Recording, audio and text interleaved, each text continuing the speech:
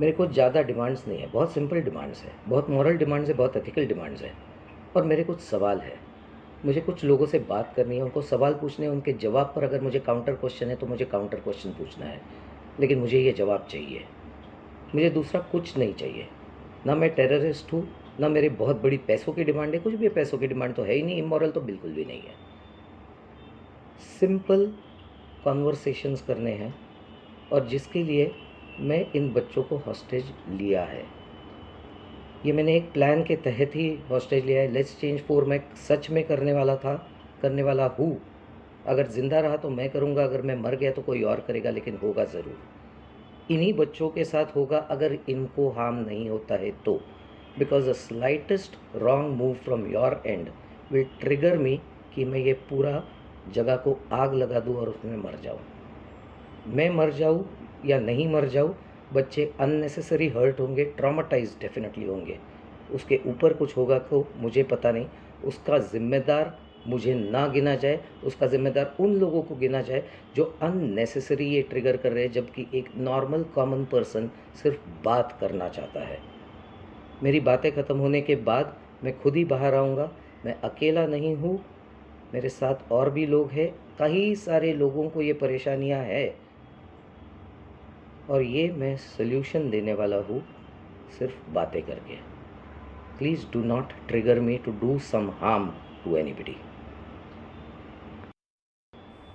मैं रोहित आर्या। सुसाइड करने की जगह मैंने एक प्लान बनाया है और कुछ बच्चों को इधर हॉस्टेज रखा है। मेरे को ज़्यादा डिमांड्स नहीं है, बहुत सिंपल डिमांड्स है, बहुत मॉरल डिमांड्स है, बहुत एथिकल डिमांड्स है।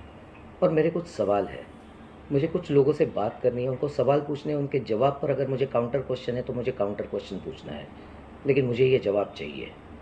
मुझे दूसरा कुछ नहीं चाहिए। ना मैं टेररिस्ट हूँ, ना मेरी बहुत बड़ी पैसों की डिमांड है, कुछ भी पैसों की डिमांड तो है ही नहीं, इमोरल तो बिल्कुल भी नहीं है। सिंपल कॉन्वर्सेशंस करने हैं, और जिसके लिए मैं इन बच्चों को हॉस्टेज लिया है। ये मैंने एक प्लान के तहत ही हॉस्टेज लिया है। लेट्स चेंज 4 मैं सच में करने वाला था, करने वाला हूँ। अगर ज़िंदा रहा तो मैं करूँगा, अगर मैं मर गया तो कोई और करेगा, लेकिन होगा ज़रूर। आपण पाहिलं आरोपी रोहित आर्या याला पोलिसांनी ताब्यात घेतलेला आहे। त्या संदर्भातला आपण व्हिडिओ पाहत होतो, तो इशारा देत होता की या संपूर्ण प्रकरणामध्ये काही प्रश्न आहेत माझे, त्या संदर्भात चर्चा करायची आहे। मात्र या संदर्भातली मोठी अपडेट आपण पाहतोय, आरोपी रोहित आर्य याला पोलिसांनी ताब्यात घेतलेला आहे। आरोपी रोहित आर्य याला पोलिसांनी ताब्यात घेतलंय। त्याने 20 ते 25 मुलांना एका खोलीमध्ये डांबून ठेवलेलं होतं। त्या संदर्भातला एक व्हिडिओ समोर आलेला होता। तासाभरापूर्वीची ही घटना होती। त्यानंतर पोलिसाचं पथक तिथे पोहोचलेलं होतं आणि त्यानंतर आता आरोपीला पोलिसांनी ताब्यात घेतलेला आहे। या मुलांची आता सुटका केली जाईल।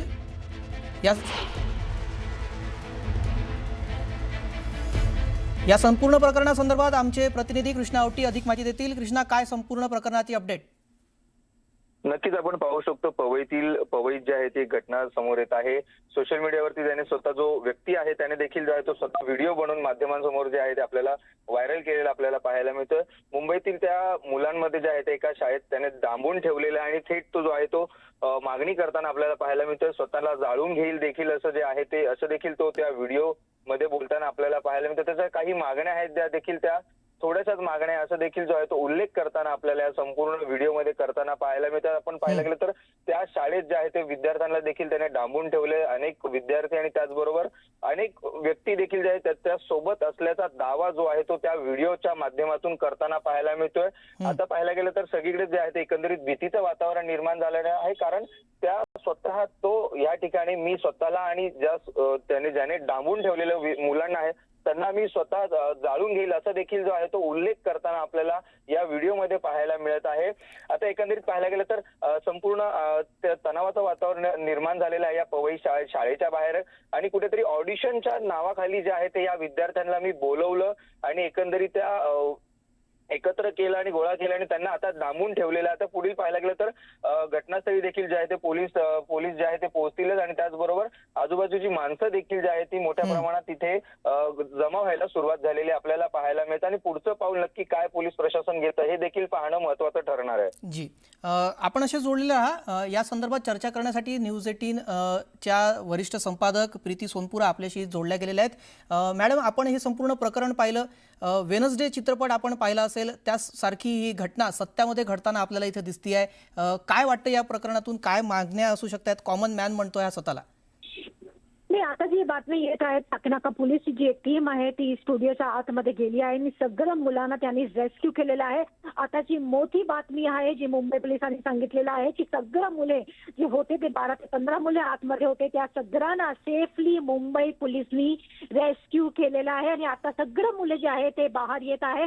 आणि मुंबई पोलिसांनी जे आहे ते एक टीमचं गठन केलं होतं. ते टीम जी होती ती हा माणूस जे मानसिक ते मेंटली अनस्टेबल आहे त्यांच्यासोबत मुंबई पोलीसची टीमनी जे आहे ते त्यांचे बोलणं झालं होतं आणि नंतर आता अशी एक बातमी अशी येत आहे की तो माणूस जे होता त्यांनी मुंबई पोलिसांनी अरेस्ट केलेला आहे आणि सगळं मुले सुखरूप आहे. ते सगळ्यांना मुंबई पोलिसांनी रेस्क्यू केलेलं आहे. जी, पण यातला महत्वाचा मुद्दा असा की त्याने एक नमूद केलं आणि त्यात उल्लेख करण्यात आलेला आहे की मी एकटा नाही आहे, माझ्यासोबत आणखी लोक आहेत. ही टोळी असू शकते, हे सिंडिकेट असू शकतं, मुलांना अशा प्रकारे किडनॅप करणं आणि आपल्या मागण्या वधवून घेणं.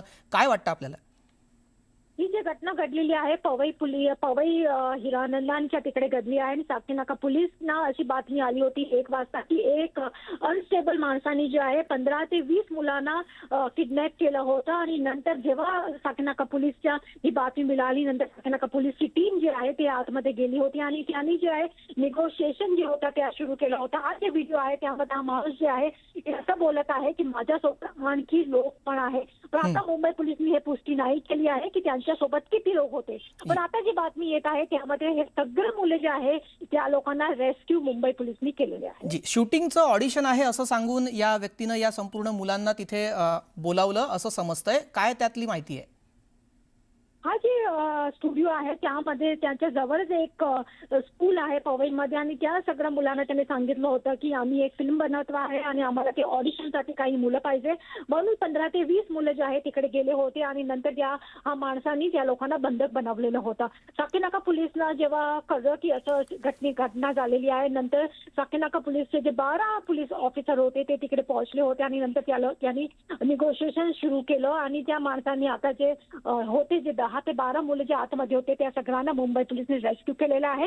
आणि आणखी चौकशी जी आहे आता सुरू आहे. त्या माणूस एक बातमी अशी येत आहे की हा जो माणूस आहे ते मेंटली अनस्टेबल होतं आणि म्हणून त्यांनी या सगळ्या मुलांना बंधक बनवलं होतं. बरं, धन्यवाद प्रीती मॅडम, आपण या संदर्भात जी माहिती दिली आणि चर्चा केली त्यासाठी.